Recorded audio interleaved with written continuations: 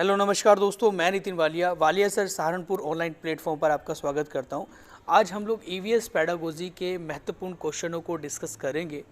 ये हमारी दूसरी वीडियो होगी क्वेश्चन आंसर की। इससे पहले हमारी एक वीडियो है जिसमें भी बहुत ज़्यादा इंपॉर्टेंट क्वेश्चन है हमारे ईवीएस के, और ये सारे के सारे क्वेश्चन जो है हमारे सीटेट के एग्ज़ाम के लिए बहुत ज़्यादा इंपॉर्टेंट रहेंगे।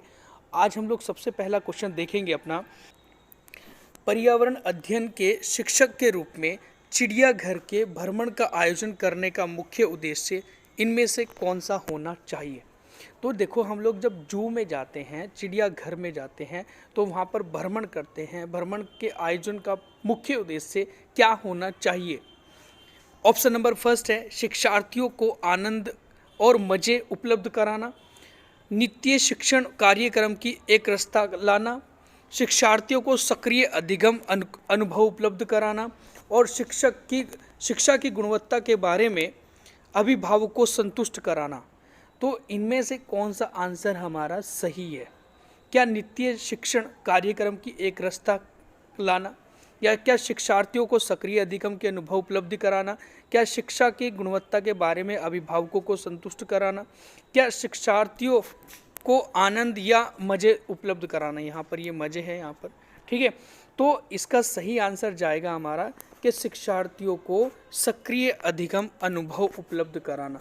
देखो, सही आंसर सक्रिय अधिगम मतलब एक हमारा जो एक्टिव जो लर्निंग होती है हमारी, वो जो अनुभव हमें मिलता है वो उसको उपलब्ध कराना।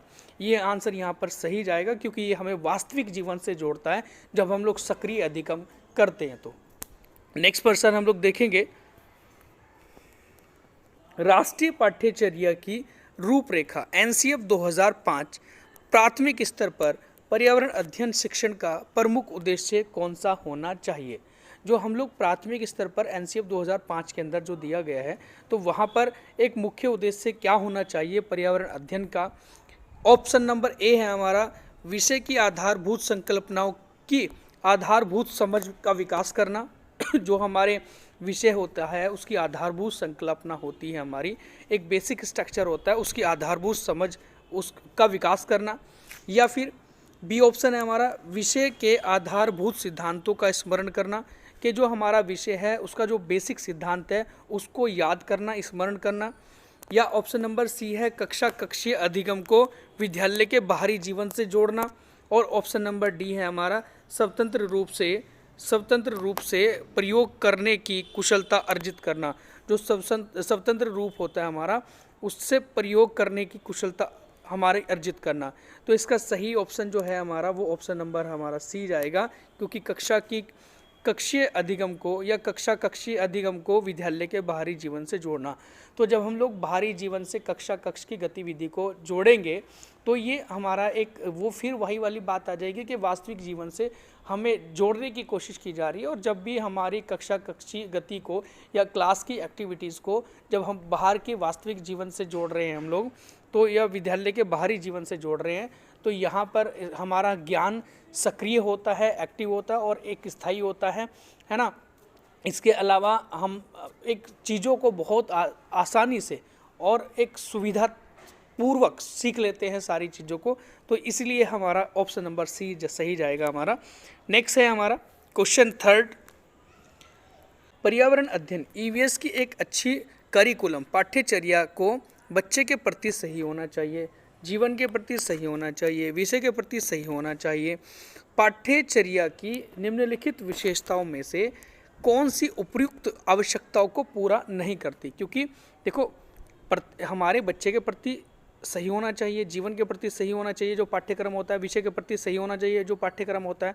तो इनमें से कौन सा ऐसा पाठ्यक्रम की विशेषता नहीं है जो इनको पूरा फुलफिल नहीं करती है। तो ऑप्शन नंबर देखिए हम लोग, पहला, ये भय और पूर्वाग्रह से मुक्त होने के मूल्य को बढ़ावा देती है। ठीक है जी। तो देखो, पाठ्यचर्या जो हमारी है वो सही मायने में क्या करती है कि जो एक डर है बच्चे के दिमाग में, पढ़ाई का डर है या कुछ पहली चीज़ों का डर है कि यार पहले ऐसे होता था, ये तो दिक्कत हो जाएगी, हम फेल ना हो जाएंगे, ऐसे करके कुछ जो डर रहता है, ऐसे मूल्यों को बढ़ावा देती है। देखो, भय और पूर्वाग्रह से मुक्त होने के मूल्यों को बढ़ावा देती है। देखो देखो यहाँ से मुक्त किया जाता है ना, तो ये ऑप्शन तो बिल्कुल सही है। नंबर बी ऑप्शन हमारा क्या है कि यह विषय को एक सामाजिक प्रक्रम के रूप में देखने के लिए शिक्षार्थियों को आवश्यक होती है। ठीक है, सामाजिक प्रक्रम के रूप में देखने के लिए शिक्षार्थियों के लिए या शिक्षार्थी हेतु आवश्यक होती है, सही बात है ये भी। सी ऑप्शन है हमारा, यह शिक्षण अधिगम की प्रक्रिया पर अधिक बल देती है। ठीक है, देखो शिक्षण अधिगम प्रक्रिया पर अधिक बल देता है हमारा जो भी एक आज के टाइम में पाठ्यचर्या करिकुलम हमारा। फिर डी ऑप्शन है हमारा, क्या कह रहा है कि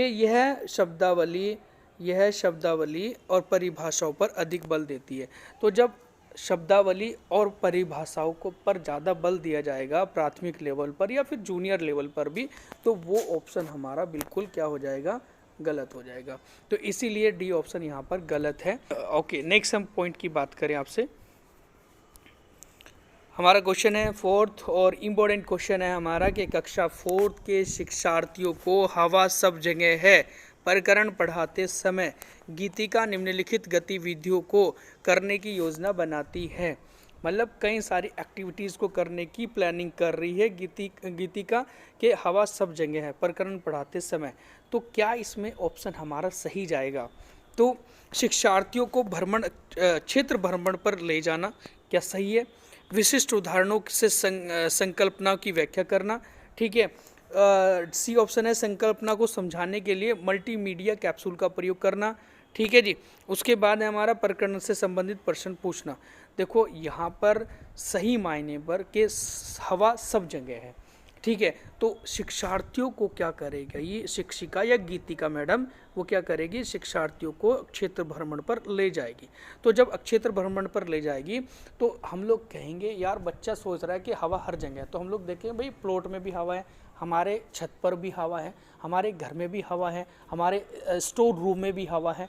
तो उससे जब हम लोग क्षेत्र भ्रमण पर ले जाएंगे तो हम उसे सारी चीज़ दिखाएंगे, देखो हम लोग कितनी दूर आए हैं, घर से दूर आए हैं, विद्यालय से दूर आए हैं, और तो हाँ यहाँ पर भी हवा है। तो जब क्षेत्र भ्रमण पर ले जाएंगे तो वहाँ हमें पता लग जाएगा कि हवा हर जगह है इस पृथ्वी के इस सरफेस पर, मतलब। ठीक है जी, तो यहाँ पर हम लोग ये ऑप्शन हमारा ए ऑप्शन बिल्कुल राइट जाएगा, शिक्षार्थियों को क्षेत्र भ्रमण पर ले जाना। ये सबसे अच्छा एक मतलब उदाहरण होगा हवा हर जगह का। नंबर नेक्स्ट क्वेश्चन है, सीमा प्रत्येक पाठ को रटकर तुरंत सीख लेती है जबकि लीना चर्चा एवं ब्रेन स्टॉर्मिंग के बाद प्रत्येक पाठ को समझती है। मतलब कहने का ये है कि सीमा तो एक ऐसी शिक्षार्थी है कि जो एकदम से उसने पढ़ना शुरू किया, रटना शुरू कर दिया, रटकर एकदम से तुरंत सीख लिया। और उसके बाद लीना क्या करती है, लीना चर्चा करती है ना, डिस्कशन करती है, ब्रेन स्टॉर्मिंग करती है, मतलब अपने दिमाग में सारी चीज़ों को सोचती है, ठीक है, बिठाती है, ठीक है, अच्छे तरीके से। उसके बाद प्रत्येक पाठ को याद करती है, समझती है। यह चर्चा कौन से विकासात्मक सिद्धांत की ओर संकेत करता है? तो इनमें से वो कौन सा ऐसा विकासात्मक सिद्धांत है हमारा जिसकी ओर संकेत किया जा रहा है? ठीक है, नंबर ए ऑप्शन है अंतः संबंध, inter relationship. Number B option है इसमें, ये सी हो गया ऊपर यहाँ पर, तो सामान्य से विशिष्ट की ओर, है ना। नंबर थर्ड है व्यक्तिगत विभिन्नता, इंडिविजुअल डिफरेंस। और नंबर डी है हमारा निरंतरता, कॉन्टिन्यूटी। तो इनमें से कौन सा ऑप्शन सही जाएगा? क्योंकि एक तो बिल्कुल रटकर कर रही है और एक बिल्कुल ब्रेन स्टॉर्मिंग के माध्यम से सीख रही है। तो ये है व्यक्तिगत विभिन्नता, क्योंकि इन दोनों में व्यक्तिगत विभिन्नता है। विकासात्मक सिद्धांत इनमें ये काम करेगा, ये ऑप्शन इसका सही जाएगा। ओके, नेक्स्ट क्वेश्चन है हमारा क्वेश्चन नंबर 6। पर्यावरण अध्ययन के शिक्षक को, एनवायरमेंट के शिक्षक को क्या करना चाहिए? ए ऑप्शन दिया गया, विशेषतः प्रयोगों पर ध्यान देना चाहिए, मतलब ज़्यादा से ज़्यादा जो एक्सपेरिमेंट होते हैं, प्रयोग होते हैं, उन पर ध्यान देना चाहिए। बी ऑप्शन है विशेषतः पुस्तकों और परीक्षाओं पर ध्यान देना चाहिए। ठीक है जी। नंबर सी ऑप्शन है बच्चों के दृष्टिकोण को स्वीकार करना चाहिए और सम्मान देना चाहिए, कि जो बच्चे का दृष्टिकोण है, बच्चे की जो सोच है, बच्चे की जो अंदर की भावनाएं हैं, उसको स्वीकार करना चाहिए और सम्मान देना चाहिए। फिर डी ऑप्शन है हमारा कि अभिभावकों के विचारों को स्वीकार करना चाहिए और सम्मान देना चाहिए। तो इनमें से कौन सा आंसर सही जाएगा एक पर्यावरण शिक्षक के नाते आपका? ठीक है, तो इसमें सही आंसर क्या जाएगा हमारा, वो ए ऑप्शन है बिल्कुल सही आंसर, कि विशेषतः प्रयोगों पर ध्यान देना चाहिए। तो ज़्यादा से ज़्यादा प्रैक्टिकली, ज़्यादा से ज़्यादा लाइव एग्जाम्पल, ज़्यादा से ज़्यादा भ्रमण की गति करना या फिर कक्षीय गति को बाहरी जीवन से जोड़ना, ये ज़्यादा से ज़्यादा प्रयोग करने चाहिए या उन पर ध्यान देना चाहिए, ना कि पुस्तकों और परीक्षाओं पर ध्यान देना चाहिए, ना कि बच्चों के दृष्टिकोण को स्वीकार करना चाहिए और सम्मान देना चाहिए। देखो ऑप्शन नंबर सी भी सही जा सकता था, आप सोच भी रहे होंगे, लेकिन यहाँ पर सम्मान देना गलत होता है, ज़्यादा अवार्ड्स देना गलत होता है। बच्चे को बहुत ज़्यादा तारीफ़ करना, बहुत ज़्यादा मतलब अवार्ड सम्मानित करना, ये चीज़ें गलत बोली गई है ईवीएस पेडागोजी के पर्यावरण के अध्ययन के अंतर्गत। ठीक है, तो इसलिए ए ऑप्शन सही जाएगा। क्वेश्चन नंबर हमारा 7 है, बहुत ही ज़्यादा इंपॉर्टेंट है। प्रयोग एवं प्रयोगात्मक कार्य करते हुए श्यामा का निष्पादन कक्षा में सर्वश्रेष्ठ होता है। एक लड़की है, श्यामा का निष्पादन कक्षा में सर्वश्रेष्ठ होता है जब वो प्रयोग करती है या प्रयोगात्मक कार्य करती है। उसे बहुत सृजनात्मक शिक्षार्थी माना गया है, बहुत ज़्यादा क्रिएटिविटी या क्रिएटिव स्टूडेंट माना गया है। इसीलिए वह किसके द्वारा संकल्पनाओं को सीखती है, मतलब इनमें से वो कौन सा ऑप्शन सही जाएगा जिसके माध्यम से वो सीख रही है। तो क्या वो अनुसरण कर रही है ज़्यादा है, क्या वो अभिसारी चिंतन के माध्यम से काम करती है जिसकी वजह से वो ज़्यादा एक सृजनात्मक शिक्षार्थी कहला रही है। ठीक है, क्या वो अपसारी चिंतन के माध्यम से कर रही है, क्या वो मॉडलिंग कर रही है। ठीक है ना, तो यहाँ पर इसका सही आंसर जाएगा अपसारी चिंतन डाइवर्जेंट थिंकिंग, क्योंकि उसकी डाइवर्जेंट थिंकिंग है, उसकी कन्वर्जेंट थिंकिंग नहीं है। कन्वर्जेंट थिंकिंग होती है कि छोटे दायरे में रह के सोचना और उसका काम करना, और एक बड़े दायरे में सोचना और उसके बाद उसको काम में लाना, तो वो होता है डाइवर्जेंट हमारा, क्योंकि वो अपनी सोच को फैला रही है, वो बहुत ज़्यादा प्रयोग कर रही है, बहुत ज़्यादा प्रयोगात्मक कार्य कर रही है, तब जाके वो क्या काम करती है कि सारी चीज़ों को सीखती है। इसीलिए समाज का जो एक प्रदर्शन है ना क्लास के अंदर, वो एक बहुत ज़्यादा सर्वश्रेष्ठ होता है। इसीलिए उसे सृजनात्मक, एक क्रिएटिव स्टूडेंट कहा गया है, क्योंकि अपसारी चिंतन के माध्यम से वो अपना काम करती है ना। अगला क्वेश्चन है हमारा 8 नंबर का, बहुत ही ज़्यादा इम्पोर्टेंट क्वेश्चन है कि सरिता की शिक्षिका, एक जो सरिता है बच्ची, उसकी शिक्षिका उसे विभिन्न सामूहिक गतिविधियों में शामिल रखती है, जैसे समूह में चर्चा करना, जैसे समूह परियोजना बनाना आदि में, है ना। शिक्षिका सीखने के किस आयाम का अनुगमन कर रही है, तो उसे जब वो समूह में रखती है, समूह में परियोजना दे रही है, तो वो किस आयाम का अनुगमन कर रही है शिक्षिका। तो ऑप्शन नंबर क्या है, पहला मनोरंजन के द्वारा सिखाना चाहती है, जब वो समूह में बिठा रही है, उसको मज़े दिला रही है, समूह में परियोजना बनवा रही है, क्या मनोरंजन द्वारा सिखाना चाहती है, क्या प्रयोगात्मक आधारित सिखाना है, क्या भाषा निर्देशित सिखाना है, क्या सामाजिक गतिविधियों के रूप में सिखाना है। तो इसका सही आंसर क्या जाएगा, इसका सही आंसर जाएगा ऑप्शन नंबर डी।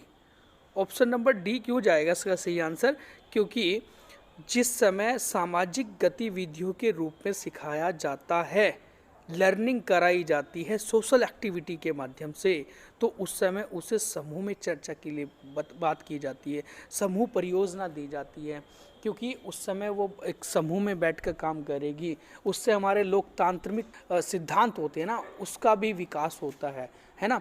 तो ये सारी चीज़ें हमारे लिए बहुत ज़्यादा इम्पोर्टेंट है, जो एक एक छोटे छोटे पॉइंट को भी जानना, क्योंकि सीटेट पेडागोजी के अंदर आपको ना एक समान ऑप्शन मिलते हैं लगभग के, सब सारे तो एक जैसे मिल रहे हैं, लेकिन उनमें से सही सटीक आंसर हमने ढूंढना होता है बहुत ज़्यादा समझदारी के साथ में। इसीलिए ही वो बच्चा बहुत ही बढ़िया स्कोर ला पाता है, जैसे 120 130 नंबर। ठीक है, अगला क्वेश्चन हम लोग देखेंगे जरा सीटेट ईवीएस पेडागोजी का, तो वो है हमारा कक्षा 5 का राहुल अक्सर समय पर पर्यावरण अध्ययन को शिक्षिका के पास दत्त कार्य जमा नहीं करता है, इससे निपटने का सर्वोत्तम सुधारात्मक उपाय क्या हो सकता है। मतलब ये है कि असाइनमेंट दिए जाते हैं बच्चों को, दत्त कार्य दिए जाते हैं, जिसे हम लोग कहते हैं होमवर्क दिया जाता है। शिक्षिका ने राहुल को होमवर्क दिया, सारे बच्चों को भी दिया, सारे बच्चे तो टाइम पर जमा कर पा रहे हैं अपना असाइनमेंट, लेकिन राहुल सही टाइम पर कार्य जमा नहीं कर पाता या दत्त कार्य को जमा नहीं कर पाता। तो इसका सही उपाय क्या हो सकता है उसे सुधारने का? तो ऑप्शन नंबर हमारे पास है कि इस बात के विषय में प्रधानाचार्य को सूचित किया जाए भाई, कि भाई ये बच्चा गलत है, ये सही नहीं चल पा रहा है, क्योंकि ये अपना असाइनमेंट, अपना कार्य सही टाइम पे जमा नहीं कर पा रहा है। क्या वो प्रिंसिपल को सूचित करे इसे? नंबर बी ऑप्शन है कि उसे खेल कूद की कक्षा में जाने से रोके। भाई ऐसा कह दे कि भाई तुझे खेलने नहीं दिया जाएगा, अगर तू असाइनमेंट जब तक दत्त कार्य नहीं करेगा तो तुझे खेलने नहीं दिया जाएगा, हैं। नंबर सी ऑप्शन है अनियमितता का कारण पता करना, कि क्या क्या कारण है इरेगुलेशन का, क्या कारण है उसका अनियमित रहने का, कि सही ढंग से वो कार्य नहीं कर पा रहा, तो उसका कारण क्या है। और राहुल को परामर्श देना, फिर उसको एडवाइस देना, है ना। तो भाई आपको सारी बातों को जानना कि ये क्यों नहीं कर पा रहा अपना दत्त कार्य, और क्यों नहीं जमा कर पा रहा अपने टाइम से हमारे पास में, तो उसका कारण जानना, उसको बिठाना अपने पास, फिर उसको समझाना, फिर उसको परामर्श देना, ठीक है, ताकि ये सही हो सकता है क्या। उसके बाद डी ऑप्शन है हमारा, उसकी अनियमितता के बारे में अभिभावकों के लिए एक नोट लिखना। भाई अभिभावकों को एक चिट्ठी लिखी कि आपका बच्चा इस तरीके से सही ढंग से कार्य नहीं कर पा रहा है, तो क्या ऑप्शन ये सही जा सकता है? तो इनमें से सही आंसर, बिल्कुल सटीक आंसर है हमारा option number C. Option number C इसलिए सही है क्योंकि बच्चे को समझाया जाता है, उसकी अनियमितता का कारण देखा जाता है कि भाई क्यों इस तरीके से ये सही तरीके से रेगुलर नहीं है, ठीक है, उसे समझाए, उसके बाद उससे परामर्श दे कि हाँ बेटा इस तरीके से नहीं, ऐसे करो आप, हैं, ये परामर्श दिया जाता है। क्योंकि जो भी हमारे प्राथमिक लेवल के टीचर होते हैं, बच्चों को ना तो पीटेंगे, ना मारेंगे, ना धमकाएंगे, ना कुछ कहेंगे, ना उनके अभिभावकों से शिकायत करेंगे, ना प्रिंसिपल से शिकायत करेंगे, बच्चे को हम लोग समझाएंगे। ये ऑप्शन इसका सही जाएगा हमारा, option number C. Number next question है, ओके, बहुत ही अच्छा क्वेश्चन है, कई बार हमारे पेपर में देखने को मिला है और प्रैक्टिस सेट में भी आपको मिलेगा, ठीक है। आप हमारी रेगुलर वीडियो को फॉलो करते रहिएगा। आप सीटेट, ईवीएस पेडागोजी और अन्य सब्जेक्ट की पेडागोजी जब हम लोग अपने क्वेश्चन आंसर के माध्यम से पढ़ाएंगे तो बहुत ही अच्छे तरीके से आपको समझ भी आएगी और आप बेहतर पेपर में प्रदर्शन भी करोगे। तो क्वेश्चन नंबर हमारा 10 है कि वायु प्रदूषण प्रकरण पढ़ाने के लिए, वायु प्रदूषण प्रकरण पढ़ाने के लिए 4 अलग अलग विज्ञान शिक्षक 4 तरह की शिक्षण पद्धति का प्रयोग करते हैं। निम्नलिखित में से कौन सी पद्धति सबसे ज़्यादा उचित है? देखो यहाँ पर वायु प्रदूषण का प्रकरण हमारा एक चैप्टर है, पढ़ाने के लिए 4 अलग अलग विज्ञान की शिक्षक है, 4 तरह की शिक्षण पद्धति का प्रयोग करते हैं। एक शिक्षक कुछ और कह रहा है जी, एक शिक्षक कुछ और कह रहा है, एक शिक्षक कुछ और कह रहा है, और चौथे नंबर का शिक्षक कुछ और कह रहा है ना। तो निम्नलिखित में से कौन सी पद्धति, कौन से टीचर की पद्धति, कौन से टीचर का जो एक हमारा सिस्टम है, पद्धति है, एक सिद्धांत है, वो बिल्कुल सही माना जाता है, यह माना जाएगा। तो हम लोग ऑप्शन देखें तभी पता लगेगा। ओके, ऑप्शन नंबर है हमारा पहला कि प्रकरण पूरा करने के बाद अभ्यास में दिए गए सभी प्रश्नों के उत्तर लिखवाना। कि जो प्रकरण दिया गया है ना, जो विज्ञान वायु वाला जो प्रकरण हमारा वायु प्रदूषण वाला प्रकरण था, पहले उसे पूरा पढ़ाना, उसके बाद उनके प्रश्नों के उत्तर लिखवाना। क्या ये सही जाएगा? नंबर बी ऑप्शन है कि शिक्षार्थियों को वायु प्रदूषण पर वृत्त चित्र दिखाना। वृत्त चित्र एक प्रकार से चित्र दिखाना, एक उसकी इमेजेस दिखाना, ठीक है ना, उनकी पिक्चर्स शो करना उनके सामने। फिर सी ऑप्शन है शिक्षार्थियों से कहना कि वे दिवाली से पहले और दिवाली के बाद वायु के नमूने इकट्ठा करें। मतलब दिवाली से पहले और दिवाली के बाद वायु के नमूने इकट्ठा करें और उनकी गुणवत्ता का अध्ययन करते हुए निष्कर्षों का सारणीकृत करें। पहले हमने नमूने इकट्ठा करें, फिर देखा यार दिवाली से पहले तो मौसम बहुत अच्छा खासा साफ सुथरा था और दिवाली के बाद तो मौसम या वायु में बहुत ज़्यादा प्रदूषण हुआ। उसके नमूने इकट्ठा किए हमने, फिर उनकी गुणवत्ता चेक करी, उनका सारणीकृत अध्ययन करा और टेबल के अंदर उसको नोट कर दिया हमने एक एक पॉइंट को। तो क्या ये सही जा सकता है? और डी ऑप्शन है वायुमंडल में वायु प्रदूषण को देखना। जब हम लोगों ने वायुमंडल देखा ऊपर, और वायुमंडल जब हम लोग देखा ना यार ऊपर तो आसमान बहुत गंदा हो रहा है ना, सूरज की रोशनी भी नहीं पहुंच पा रही हमारी पृथ्वी तक, तो है ये ऐसा वायु के अंदर क्या चीज़ आ चुकी है। तो वायु के अंदर या वायुमंडल में वायु प्रदूषण को देखना। तो क्या ऑप्शन इसका सही जाएगा जो हमारा क्वेश्चन था? तो इसका सही आंसर होगा हमारा कि शिक्षार्थियों को, बी ऑप्शन इसमें सही जाएगा हमारा, कि शिक्षार्थियों को वायु प्रदूषण पर वृत्त चित्र दिखाना। ये बिल्कुल सटीक आंसर है, क्योंकि भाई दिवाली आज थोड़ा ना है, जिस दिन वो चैप्टर पढ़ाया जा रहा है नमूना कब देखेगा, जिस समय दिवाली होगी तभी तो देखेगा। तो अब अगर हम चैप्टर पढ़ा रहे हैं मार्च के महीने में, अब मार्च के महीने में कौन सी दिवाली आ रही भाई है, तो अगर मार्च के महीने में चैप्टर पढ़ा रहे तो सही ऑप्शन हमारा वायु प्रदूषण पर वृत्त चित्र दिखाना होगा। जब उससे इमेजेस दिखाएंगे कि भाई इस त्यौहार के टाइम पर ऐसा था मौसम, ये फिर या बरसात के मौसम में ऐसा होता है, सर्दियों में ऐसा होता है, या फिर कभी भी जिस तरीके से कोई खेती का काम होता है तो खेती का काम होते समय जो वो पुराली जलती है, या फिर हमने कहा कि भूसा उड़ता है, इस तरीके से थोड़ा चेंजिंग आता है देखने में वायु के अंदर। तो वो जो वृत्त चित्र दिखाएंगे ना, उसके माध्यम से क्या हो जाएगा, बच्चा बहुत आसानी से सीख पाएगा कि हाँ इस तरीके से वायु प्रदूषण होता है। तो ये ऑप्शन सही जाएगा। ये शिक्षक भी बहुत अच्छा काम करा इसने कि इसने वृत्त चित्र दिखाया बच्चों को। तो ठीक है, तो ये थे हमारे टॉप 10 ईवीएस पेडागोजी के क्वेश्चन, और आशा करता हूँ आपको हमारी ये वीडियो अच्छी लग रही होगी। और वीडियो अगर अच्छी लग रही है तो प्लीज़ वीडियो को अन्य अपने दोस्तों को भी शेयर करें, और हमारे चैनल को फॉलो करें एंड सब्सक्राइब करें। And thank you so much.